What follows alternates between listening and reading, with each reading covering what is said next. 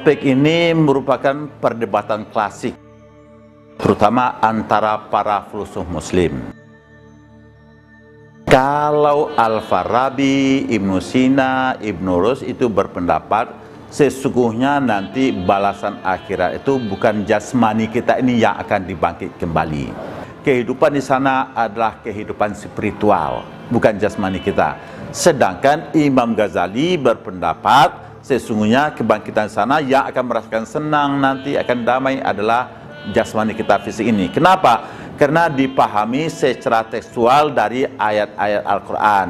Di sorga itu nanti ada istri-istri, di sorga itu nanti ada sungai madu, ada kolam susu, ada buah-buahan, ada anak-anak yang dikatakan cenderamata, dan rumah kita itu ada permadani dan segala. Itu digambarkan oleh Allah Subhanahu wa taala.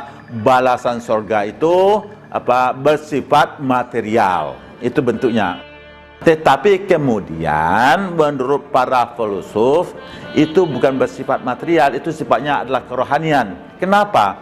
Karena nanti kalau kita sudah meninggal, fisik kita ini yang berasal dari tanah dan tulang-tulang kita berasal dari tanah. Kemudian kalau kita dikuburkan, ini hancur kembali menjadi tanah.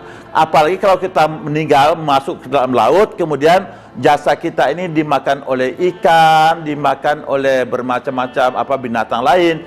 Kemudian ikan tadi kita makan lagi, karena itu fisik kita ini sudah didaur ulang kembali. Itu menurut pendapat para filsuf tidak mungkin jasmani kita ini yang akan dibangkitkan oleh Allah. Sebabnya nanti kehidupan di sana itu seperti apa yang pesan oleh Nabi, mala ainun ra'at, suatu yang belum pernah kita lihat oleh mata kita di sini, yang belum pernah didengar oleh telinga kita, dan belum pernah tergores oleh hati kita. Itulah keadaan surga yang tidak bisa dibayangkan. Tetapi kemudian perdebatan ini berlanjut. Kenapa kok ada digambarkan oleh Allah ada istri-istri yang cantik, yang suci, kemudian ada anak-anak? Nah, menurut para filsuf, ya kan, karena persoalan-persoalan surga itu adalah persoalan metafisik yang tidak bisa kita gambarkan sekarang ini. Menurut para filsuf, buat sementara Allah ingin menyatakan pada kita di sana ada surga untuk bisa ditangkap oleh otak kita. Dikatakan ada, karena yang bisa ditangkap oleh otak kita sampai sekarang ini adalah hal-hal yang bersifat material.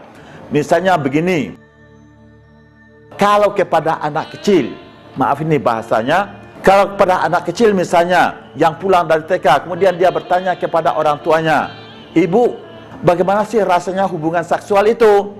Tentu sang ibu sangat sulit menjelaskan pada si anak. Tetapi kemudian si ibu menjelaskan kepada si anak, oh itu rasanya adalah rasa coklat. Kenapa dikatakan oleh si ibu rasa coklat?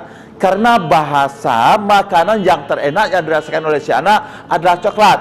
Yang sesungguhnya lebih dari itu, tapi bahasa lebih itu tidak bisa dijelaskan kepada si anak. Inilah menurut pendapat para filsuf, buat sementara Allah itu kasihan dengan otak kita. Karena itu persoalan surga dan neraka itu sementara digambarkan kepada otak kita sebagaimana yang terbayang oleh otak kita yang ada di dunia ini. Bagaimana kenikmatan surga itu nanti dikatakan ada bidadari, ada buah-buahan, ada sungai dan segalanya. Bagaimana neraka itu, tuh api yang bernyala-nyala, kulit kita kalau sudah gosong nanti sembuh kembali, kemudian dibakar lagi, digambarkan seperti itu. Kenapa? Karena kepedihan yang paling dirasakan di dunia ini adalah kalau sekiranya kulit kita terbakar, itu sangat pedih sekali. Akhirnya itu digambarkan buat sementara seperti itu, yang sesungguhnya jauh lebih dari itu yang tidak bisa digambarkan. Dan kebahagiaan surga, kebahagiaan yang tidak bisa dibayangkan oleh otak kita sekarang ini, dia lebih itu, karena itu hanya yang dapat dirasakan oleh kehidupan spiritual kita di sana.